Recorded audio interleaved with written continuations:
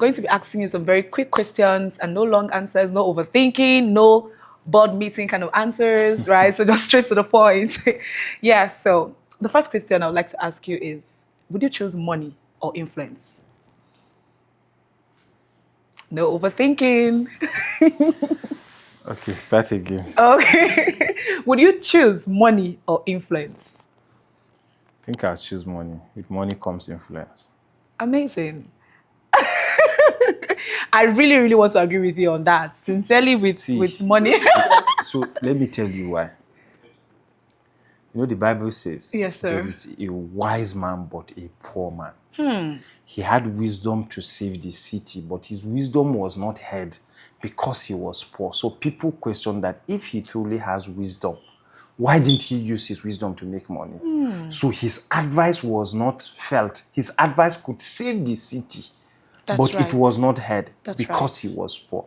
But if you have money, unfortunately, we are in a society where with money you can have influence. And let me tell you, look at the political landscape of Nigeria.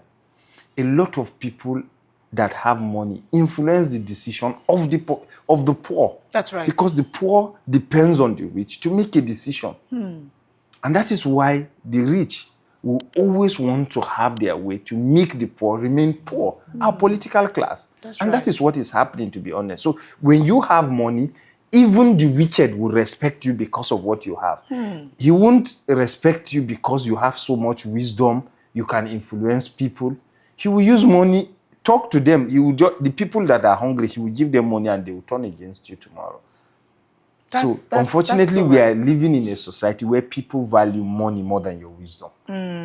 So with money, you can attract the wisdom. The only thing is that have the right mindset or the right purpose of having money. So quick switch, go for money, and with money comes influence. So my second question will be that, would you go for a luxury car or a commercial property? A commercial property. That's why you're a realtor. That's why you're a developer here. So thank you. My other question would be that,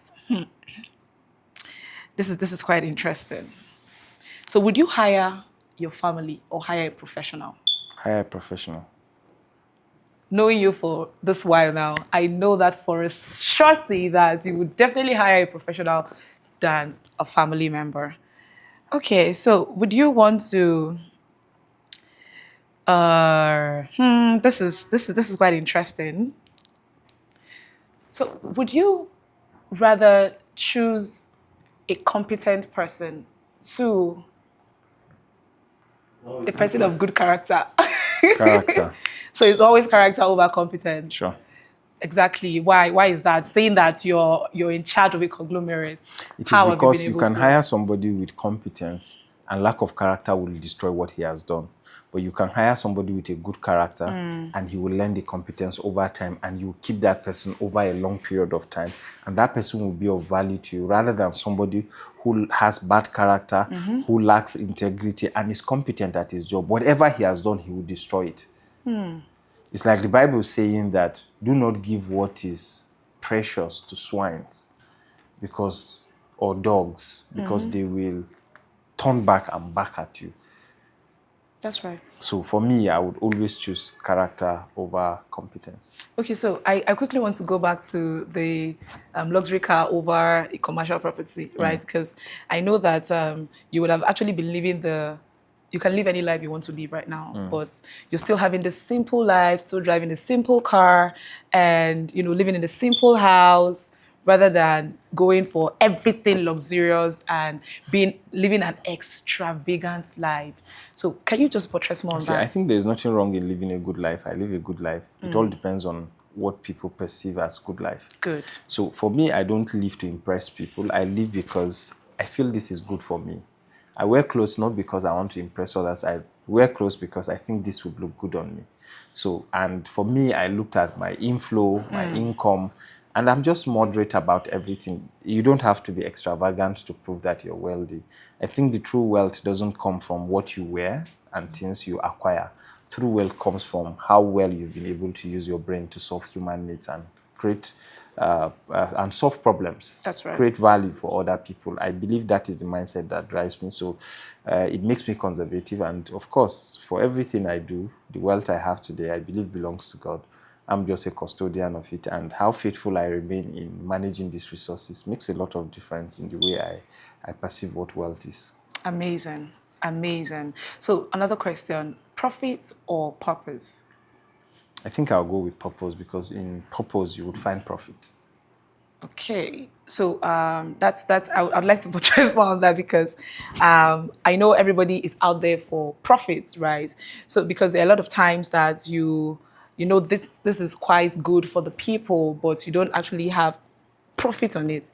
Would you lose because you want to create So you purpose? see, it has happened to us in business several times, and it has tested what we call integrity. That's right. At a point where you've promised a client that you're going to deliver a project, and for some reasons you have to make loss on the cost of that project. Would you rather delay the project and ask the client to pay more, or you prefer to deliver the project and take up the loss but ensure that the client is truly satisfied? So in that context, what is my purpose? My purpose is to deliver value to the client irrespective of the circumstance I find myself. The client trusted my decision to use me to deliver his value, understanding that there could be problems, and life would always give you some short of problems here and there. But the question is that how deliberate are you to deliver irrespective of the challenges and the problems you experience as you go through life? So for me, I would always go for purpose over profit, because when you go for purpose, there is a satisfaction that comes from you. There's a satisfaction that you deliver to clients. But when you go for profit, it's all about you, not considering any other person. And I think that's a selfish way to live. And even the way I treat my employees, I look at my employees, first of all, as part of the vision. They are not just people who just come to work for me, and it doesn't matter how I treat them. I believe that treating people with every sense of dignity and respect, it's very important. It doesn't matter what I've been able to achieve, and that's why I relate with my staff more intentionally, more personally, but strict to the job, because our attitude affects the way our clients perceive who we are. So we have to be professional in our approach. We have to be diligent at what we do. We have to be disciplined. But at the same time, I think love and commitment to what we say we are really matters for me. Thank you very much. So one last question from me. Or music while you're working. I think silent music.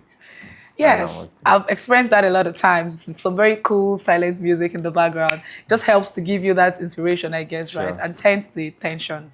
And so, last question from me: what business decisions have you made that family, friends, society criticize you for today? Okay, when I came up with the Hutu exclusive idea, a lot of people thought that the project was too ambitious and we cannot deliver that project. And that gave me fear. I remember a client sending me a message to say that this project is too ambitious. Are you sure you're going to deliver, or this is just a marketing gimmicks? And that made me go back and sit down and ask myself, do I really mean this thing? And I told myself, yes, I mean it. But there was something that came to my mind. Good intention is not the same with execution. Great Right. wishes won't give you the result. That's right. It is in execution.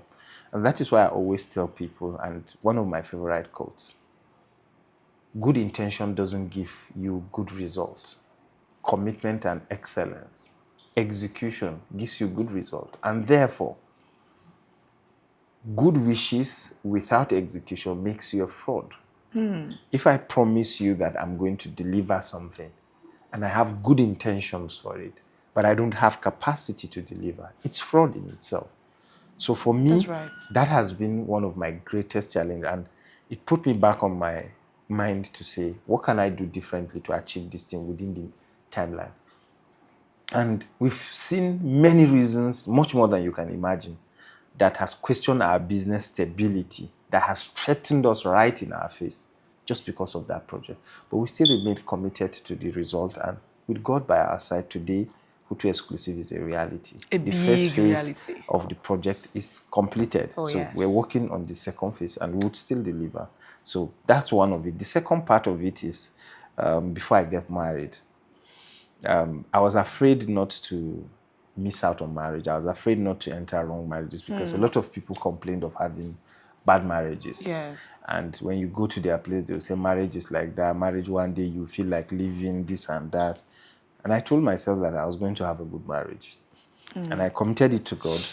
And I learned what I need to learn about marriage. And today I'm grateful to God for the kind of marriage I have. Very wonderful woman I'm married. Amazing. And marriage has been so awesome. Amazing. Awesome, yes.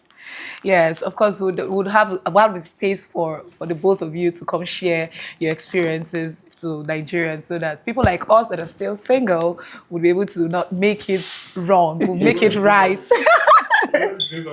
Yes, but would leave it at that, right? So, last question. I'm sorry to come with this now because I think I've asked it earlier. So, would you go for an incompetent, loyal staff or a competent, rebellious staff? I won't Or go unloyal I won't staff? go with any. Okay. But yes, competent and not loyal, it's a no for me. Not competent and not loyal, and loyal is a no for me.